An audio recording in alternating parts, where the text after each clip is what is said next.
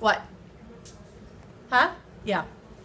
Okay, so you want to make a pinch pot. And if you ever did a pinch pot in kindergarten, hopefully it looks better than today than what you did in kindergarten, because it looks really pinched up in kindergarten. So you want to roll this into tennis ball. This is probably a little smaller.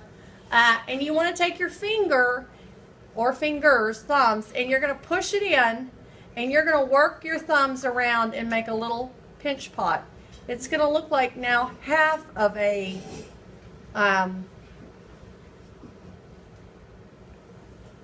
sphere. Okay?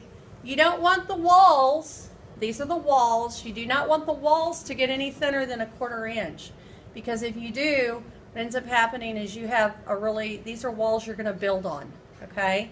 And they're not going to be very sturdy. So you want the walls to be thick enough. So then I'm going to take it and I'm going to put it in my little nest. Okay, I'm going to put it in the nest. Okay, so this is what it's going to look like. Okay, now I'm going to start the coiling process, and what I'm going to do is I'm going to roll a coil. I'm going to test you on this, DeMonte. You're going to have to watch the video again. I'm just kidding. When you're coiling, guys, a lot of people have a hard time coiling. It's just a matter of practice. It might help if you mash it down into a long shape. I'm just going to say shape. And then you are going to roll it.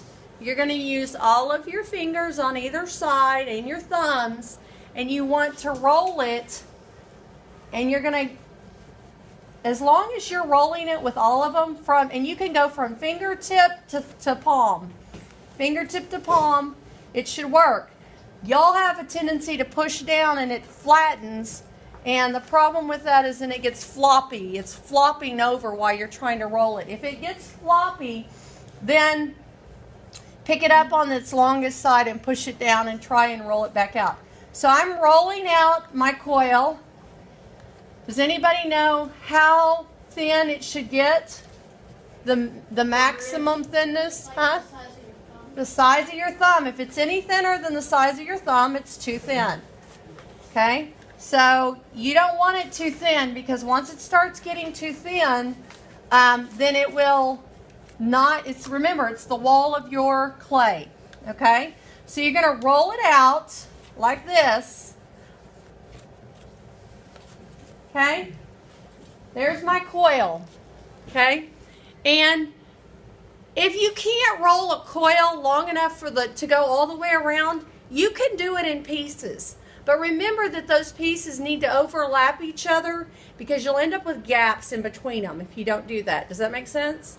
So you're going to take your coil, your pinch pot. This is my pinch pot. I'm going to now do what's called, when we bind together clay, you have to do a process called scoring and slipping. And that is so the molecules at the level of the kiln, when it gets so hot, 2,000 degrees, if it's not bonded together by water, the molecules will simply separate. It's kind of like throwing a piece of paper towel, wet paper towel, at a wall, and usually it sticks, but when it dries, it's going to fall off. Same process. I've had kids not believe me, and they've ended up with features falling off their vases and their whatever, their art. So please do not do that. Okay, so what we're going to do is called scoring and slipping. You'll like this because this has teeth on it. Everybody see the teeth? Well, you may not be able to see the teeth. It's got like a, okay, see? Okay, so what you're going to do is you're going to score with the teeth. Instead of having to score every single line, okay? This is very nifty. And you want to score the top of your coil. Here, I'm going to move these together so you can see it. You want to go in two directions if you can, but just having those grooves there really improves the surface for binding.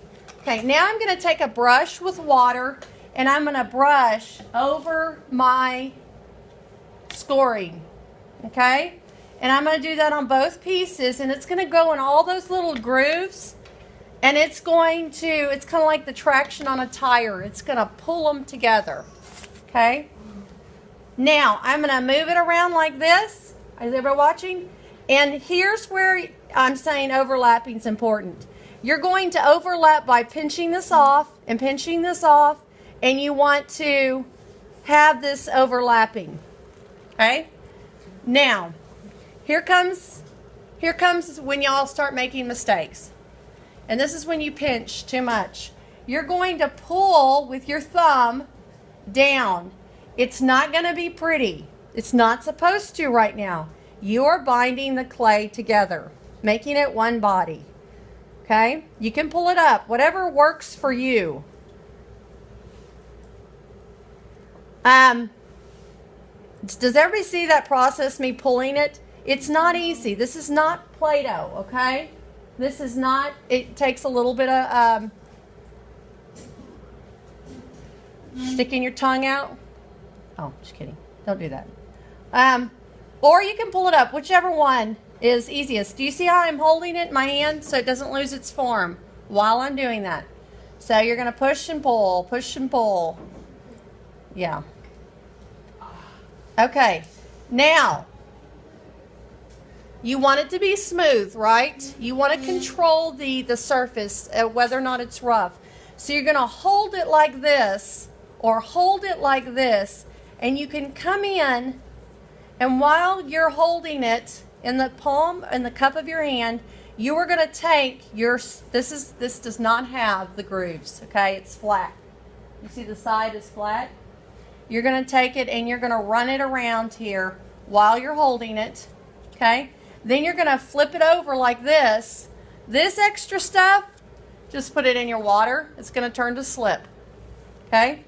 Then you're going to take this. Notice you can pull up. You can go around. Okay? And this will become easier once you get more practice. But you have to push while you're pulling. Because the clay is, well, I'm saying like you're going to pull around like this. But you need to push down because you're trying to make it smooth, okay? Then you're going to put it, at the end of class today, we're going to put it in here, like that, okay? Now, believe it or not, this is going to hold it up. And then once, I'm going to put these on the window seal, they're going to get a little bit drier. Not a lot, but a little bit. And it's going to be firm enough to stand on its own without expanding.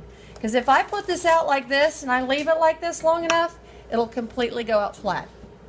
Okay? And everybody's like, but I don't want a base that's round like this. It's not going to be. It's going to flatten itself out. But you don't want to do it at the rate that it's going right now.